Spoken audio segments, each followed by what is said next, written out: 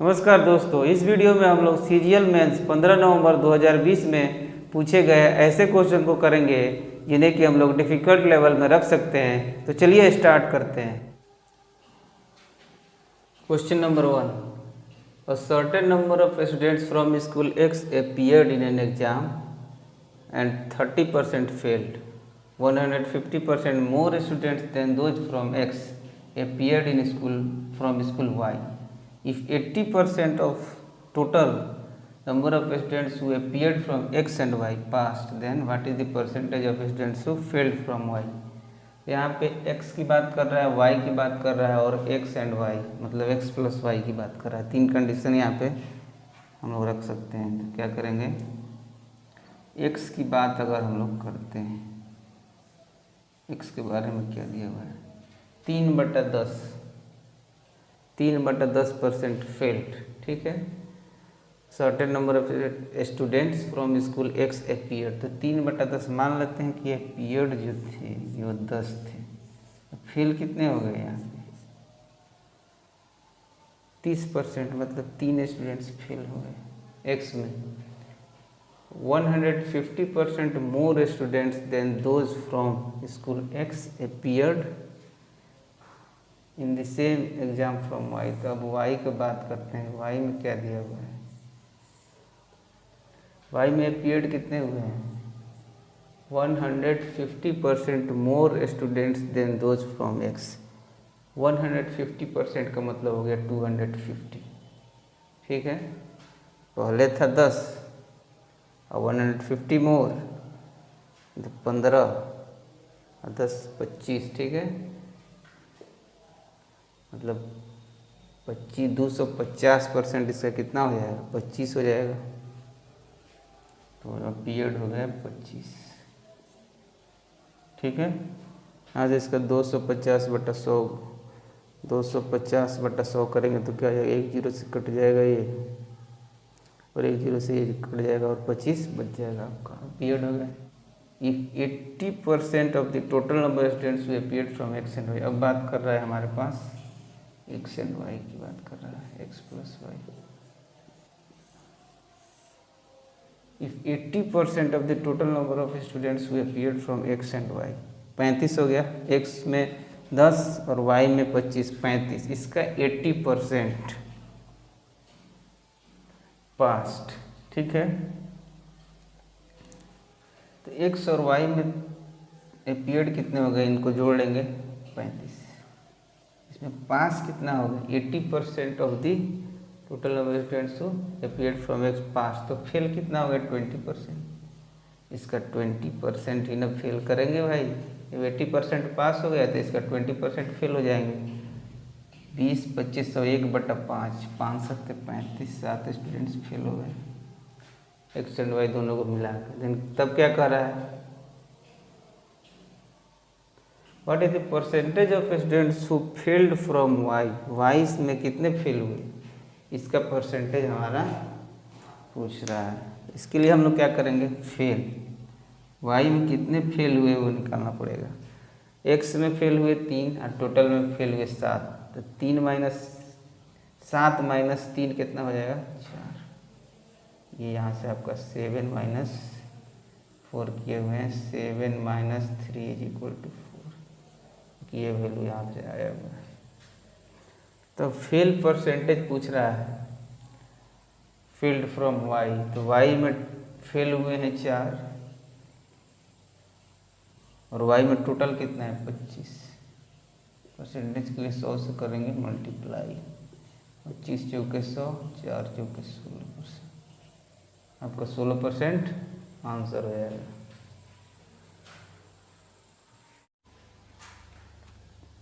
Question number 2, if the 5-digit number this is divisible by this then what is the value of this, इसका value क्या होगा। तो हमारे पास number क्या है, 5 3 5 A और B, ये हमारा नंबर है। पहला कंडीशन क्या है, 3 7 11 13 है, 3 से डिविजिबल होगा तो क्या होगा। फर्स्ट कंडीशन लिखते हैं, इसका सम ऑफ डिजिट जो है 3 से डिविजिबल होना चाहिए। 5 3 8 5 13, प्लस ए प्लस बी। ए प्लस बी का मान ऐसा हो कि ये पूरा एक्सप्रेशन 3 से डिवाइड हो जाए।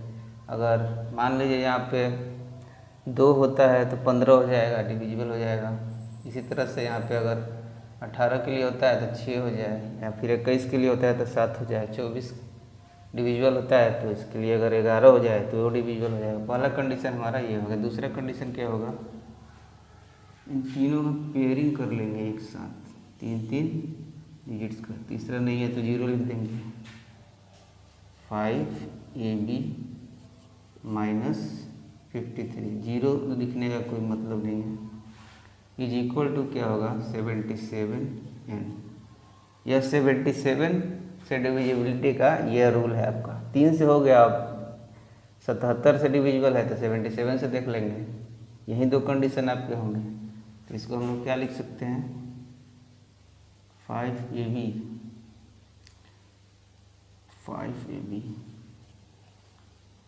Is equal to 53 plus 77n। n का वैल्यू क्या रखेंगे कि 5 के नज़दीक आ जाए। अगर n का वैल्यू 4 रखते हैं, 7 चौके 8, 7 पचे 35, 7 छक्के 42, 7 सत्ते 7 8 56, तो ज़्यादा हो जाएगा। 7 सत्ते 49, 7 रखते हैं, 53 प्लस 7 सत्ते 49 का 9, हाथ में 4, 7 सत्ते 49 अच्छा 53। यहाँ पे क्या है, put n is equal to 7 हमने रख दिया है। यहाँ पे आपका है 5ab, यहाँ आ जाएगा 5ab बराबर 9 3 12 का 2, हाथ में 1, 3 5 3 8 और 1 9 और 5। ये आपका आ गया हमारा नंबर, ठीक है। अब इसको हम लोग कंपैरिजन करेंगे। अगर 5 तो दोनों में ठीक है, ए का वैल्यू आपका कितना आ जाएगा 9 और बी का वैल्यू 2। यहाँ से आपका आ जाएगा ए इज इक्वल टू 9 और बी इज इक्वल टू 2, ठीक है। अब क्या है, दूसरे कंडीशन से हम लोगों ने ए इज इक्वल टू 9 और बी इज इक्वल टू 2 निकाल लिया। अब चेक करेंगे कि क्या पहला कंडीशन फुलफिल हो रहा है। यहाँ पे जोड़ेंगे, अगर पहला कंडीशन में 13 और जोड़ ए प्लस बी 9 2 11, कितना हो रहा है, 3 1 4 और 1 24। 24 का 3 से डिविजिबल है, यस 3 से डिविजिबल है। इसका मतलब ये होगा कि हमारा 3 से भी हो गया और 77 11 7 से भी डिविजिबल हो गया। तो ए इज इक्वल टू 9 और बी इज इक्वल टू 2 आपका यहाँ पे सही हो गया। अगर ये 3 से डिविजिबल नहीं होता तो ये वैल्यू आपका गलत हो जाता, ठीक है। तो यहाँ पे आपका क्या हो जाएगा, हमारे पास निकालना क्या है, ए स्क्वायर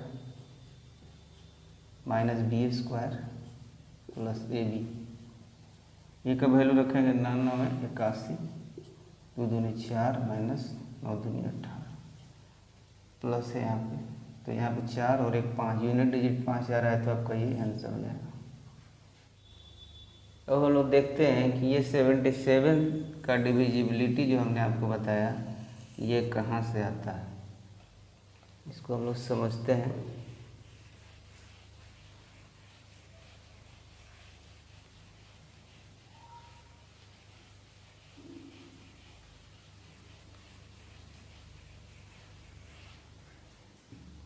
इसके लिए क्या है कि आपका 7 11 13 कोई नंबर मान लीजिए A B C D E F number है। अगर 7 11 13 के डिविजिबिलिटी का क्या रूल होता है, 3 नंबर का पेयरिंग कर लेते हैं, ठीक है। उसके बाद बड़ा वाला में से छोटा वाला घटा देते हैं। जो भी यहाँ पे बड़ा वाला नंबर होगा उसमें से छोटा वाला नंबर को घटा देंगे। इसके बाद जो रिजल्ट आपका यहाँ पे आएगा वो अगर 7 से डिविजिबल है तो नंबर 7 से डिविजिबल हो जाएगा। अगर वो 11 से डिविजिबल है तो नंबर 11 से डिविजिबल हो जाएगा। अगर वो 13 से डिविजिबल है तो नंबर 13 से डिविजिबल हो जाएगा। इसका प्रोडक्ट जो भी होगा, इसके प्रोडक्ट से अगर वो नंबर डिविजिबल है, इसका डिफरेंस जो आ रहा है डिविजिबल है, तो नंबर आपका उसके प्रोडक्ट से भी डिविजिबल हो जाएगा। इसी तरह से हम लोग कह सकते हैं ये आपका 7 से अगर डिविजिबल हो गया, 11 से डिविजिबल हो गया ये नंबर, तो अगर ये 77 से डिविजिबल है इसका डिफरेंस, तो वो 77 से डिविजिबल हो जाएगा। ठीक है। इसी तरह 13 7 91, अगर 91 से इसका डिफरेंस डिविजिबल है तो ये नंबर 91 से डिविजिबल हो जाएगा। इसी तरह से 11 × 13 करने पर जो आएगा वो अगर इसके डिफरेंस को डिवाइड कर देगा तो नंबर को भी डिवाइड कर देगा। इस तरह से हम लोग देख रहे हैं।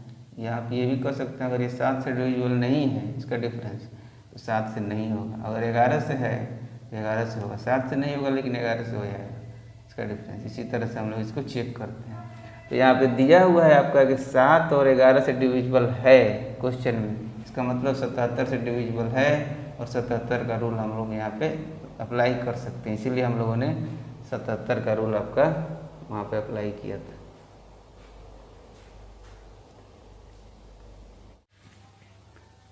इसका अगला मेथड हम लोग देखते हैं। अगला मेथड में आपका क्या है, 3 7 11 दिया हुआ है, इसका एलसीएम कितना हो जाएगा, प्राइम नंबर है तो सीधे मल्टीप्लाई हो जाएगा। 3 × 7 × 11 कितना हो जाएगा, 11 7 77, तो 3 7 21 का 1 हाथ मिला, तो 3 7 21 है 2 23, 231 आपका आ रहा है। अब 231 से क्या है कि ये नंबर डिविजिबल है। ठीक है, 231 से डिविजिबल है तो नंबर है आपका 5 3 5 ए और बी। अगर 231 से डिविजिबल है तो 5 के नज़दीक दूना जाएगा, 2 दूना 4, 3 तो 6 हो जाता है, 2 2 1 कम 2, 2 3 6 और 2 दूना 4। इसको सब्ट्रैक्ट करेंगे तो कितना आ रहा है, 5 में से 2 जाएगा 3, 13 में से 6 हो जाएगा तो 7, ये तो आपका कैंसिल हो जाएगा और ऊपर से आ जाएगा ए। ठीक है, तो इसके बाद ये 7 के नज़दीक हम लोग को आना है। ठीक है, 7 के नज़दीक, 7 के नज़दीक 3 से जाएगा, 3 1 कम 3 3 और 3 दूना 6, 4 से 8 हो जाएगा, 3 से जाएगा 3 1 कम 3, 3 3 9 और 3 दूना 6। अब यहाँ पे क्या है आपका, ये तो कटेगा ही, फिक्स है क्योंकि नंबर डिविजिबल है आपका, तो ये फिक्स हो गया, तो ये कैंसिल हो जाएगा। अब बचा ये, यहाँ पे कुछ भी आएगा वैल्यू आपका। ठीक है, यहाँ पे कुछ भी आएगा, यहाँ पे आएगा बी, तो यहाँ पे जो भी नंबर आएगा क्या क्या आ सकता है, अगर मान लीजिए ये कैरी तो लेना ही है, कैरी ले लिया, 13 में से 9 गया तो 4 आ सकता है। अगर यह इससे कैरी ले लिया तो ये 2 आ जाएगा, तो फिर यह इससे कैरी लेगा, 12 में से 9 गया 3। अगर यहाँ पे 3 आएगा, क्या इसका मल्टीपल में 3 है, नहीं है, और ये फाइनल आपका स्टेप है, तो ये पूरी तरह डिविजिबल होना ही चाहिए। यहाँ पे जो भी नंबर आएगा वो सीधा सीधे इसका मल्टीपल ही होगा। तो यहाँ पे क्या आ सकता है, 4 आ सकता है। 4 आपका क्या हो गया, फिक्स। 4 आपका फिर से क्या हो गया, ये फिक्स हो गया। ठीक है, 4 अगर फिक्स हो गया तो 4 और मल्टीपल होना ही है, तो निश्चित रूप से 2 से जाएगा, तो 2 1 कम 2, 2 3 6 और 2 2 4। अब देखिए क्या हुआ, यहाँ पे 6 आ गया, ये भी फिक्स हो गया, ये फिक्स वैल्यू हो गया, 2 भी आपका फिक्स वैल्यू हो गया। बी तो यहाँ पे डायरेक्ट दिख रहा है, बी इज इक्वल टू आपका 2 हो गया। ओके, और ये फिक्स जब हो गया तो यहाँ पे ए का वैल्यू क्या होगा कि 6 आएगा। यहाँ पे 9 अगर ए का वैल्यू होता है, ए इज इक्वल टू अगर 9 होता है तो 9 में से 3 जाएगा तो 6 हो गया। ठीक है, तो ए और बी मिल गए। बहुत आसानी से एकदम इसको डिवाइड करके हम लोग देख लेंगे। ये वैल्यू आपका मिलना ही मिलना है, क्योंकि ये डिविजिबल दिया ही हुआ है, तो वैल्यू तो आपका लास्ट में डिवाइड होना ही होना है। तो इसलिए हम लोग इसको ए और बी को निकाल लेंगे, और ए बी हमारा मिल गया, तो जो भी निकालना है आपका उसका वैल्यू निकाल लीजिए। A square minus b square plus a b, पहले भी हम लोग निकाले थे इसका। 9 81 यूनिट डिजिट 1 माइनस 2 दूनी 4 प्लस 9 दूना 18 यूनिट डिजिट 8 8 4 और 1 5 यूनिट डिजिट 5 आ रहा है, 5 आपका आंसर हो जाएगा। यहाँ पे हमने क्या गलती कर दिया, यहाँ पे 2 से मल्टीप्लाई जब हम लोग करेंगे 231 से, तो यहाँ पे 4 हो जाएगा, तो 4 4 ये आपका कैंसिल हो जाएगा। ठीक है, ये सारा कैंसिल ही हो जाएगा ओवरऑल। और पहले वाला स्टेप जो आपको बताए थे वो तो ठीक है, यहाँ पे 4 4 हो जाएगा। Question number 3. A sold a watch to B at a profit of 20%. B sold it to C at 30% profit. C sold it to D at 10% loss. If B's profit is 80 more than that of A, then D bought it for. क्या दिया हुआ है? 20, 25, 100, 1/5 fraction value हम लोग देखते हैं 3/10, 1/10, तो हम लोग 10 मान लेते हैं। इनिशियली ए सोल्ड कर रहा है तो ए के पास जो है उसका सीपी कितना है? 10 मान लेते हैं। तो लिखते हैं यहाँ पे ए के पास कितना है आपका? मान लेते हैं 10। ये सब सीपी है, कॉस्ट प्राइस आपका दिया हुआ है। A sold a watch to B at 10 at a profit of 20%। ठीक है, तो 20% प्रॉफिट, 20% प्रॉफिट का मतलब क्या होगा? इसका 20% प्रॉफिट। ठीक है, इसका 20% 120, तो 12 से गुना होगा, 12 से गुना होगा तो 12। इसका 120% कितना होगा? 120/100। ठीक है, 1 0 और 1 0 आपका यहाँ से दोनों 0 कैंसिल हो जाएगा, तो ये ठीक है। ये बी के लिए सीपी हो गया। उसके बाद क्या कर रहा है? B sold it to C at 30% profit. C को 30%, तो मतलब 130, 13 से इस पे गुना हो जाएगा। 13 दूना 26 का 6, हाथ में 2 और 13 कम 13 2 15, 30% इसका प्रॉफिट ज़्यादा होगा, 15.6। ठीक है, C sold it to D at 10% loss. अब बात डी की करते हैं। 10% लॉस मतलब 90, 9 से इसमें मल्टीप्लाई करेंगे। 9 छक्के 54 का 4, हाथ में 5, 9 पचे 45 और 5 50 का 0, हाथ में 5 और 9 एकम 9 5 14। ये लॉस है आपका, पॉइंट यहाँ पे आ जाएगा। 15 से तो ये वैल्यू कम ही है, लॉस है तो 10% लॉस है तो नज़दीक ही होगा। ठीक है, अब क्या कह रहा है? इफ़ बीज प्रॉफिट इज, पहले बी का प्रॉफिट कितना है ये निकालना होगा हमको। बी का प्रॉफिट है 2 रुपया। If B's profit is 80 more than that of A, ये ए का प्रॉफिट, ये बी का प्रॉफिट नहीं है। बी का तो सीपी है, बी यहाँ से बेचेगा तब ना उसको प्रॉफिट होगा। तो ये ए का प्रॉफिट है। बी का प्रॉफिट कितना हो जाएगा? इसमें से इसको माइनस करेंगे। ठीक है, इफ़ बीज प्रॉफिट जितना मोर देन डैट ऑफ ए, तो इसको माइनस करेंगे तो 12 3 15, 3.6। अब बीज प्रॉफिट इज इतना मोर देन ए, अब कितना ज़्यादा है इसको हम लोग को कैलकुलेट करना है। तो इसका डिफरेंस कितना हो जाएगा? 3 में से 2 जाएगा, 1.56, ये 5 नहीं होगा, 6 हो जाएगा। 1.6 का ही वैल्यू हम लोग के पास दिया हुआ है। ठीक है, 1.6 का वैल्यू कितना दिया हुआ है? 1.6 का वैल्यू आपको दिया हुआ है 80, यहाँ लिखेंगे 80।